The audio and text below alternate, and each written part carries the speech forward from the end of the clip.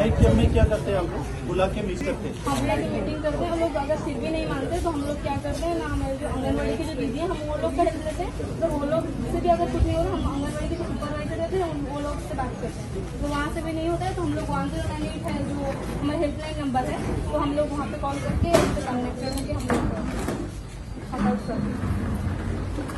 बहुत सर काफ़ी मेहनत कर रहे हैं। चेंज हो रहा है आपको जैसे कि लर्निंग का प्रोसेस है, लर्निंग का प्रोसेस जैसे खड़ा हुआ उनकी थोड़ा पढ़ा लिखा अभी चल रहे उनका ही पढ़ाई चल रही और भी जैसे थोड़ा बच्चों में कैसे थोड़ा उनका नाम में कैसा अनफोल्ड ना रहो तो उनके लिए भी थोड़ा मोटिवेशन जैसे आंगनबाड़ी का बच्चे के पास ले जाते हैं डिस्कशन जाते हैं उनके साथ पढ़े जाते हैं। वो स्कूल का लड़का लोग को कौन समझाता है? लड़का लगता भी वो जो हमारे यूथ लोग होते हैं यूथ लोग के साथ में थोड़ा ज़्यादा बात करते हैं। अच्छा, लड़की लोग को आप लोग समझाते हैं और लड़का को पेरेंट्स।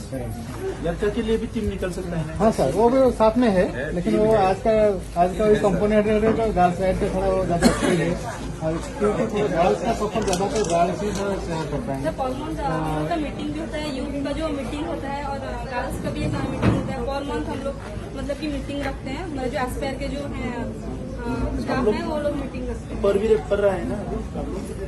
पढ़ रहा है, कॉलेज में जा रहे हैं? हाँ, ग्रेजुएशन चल रहा है।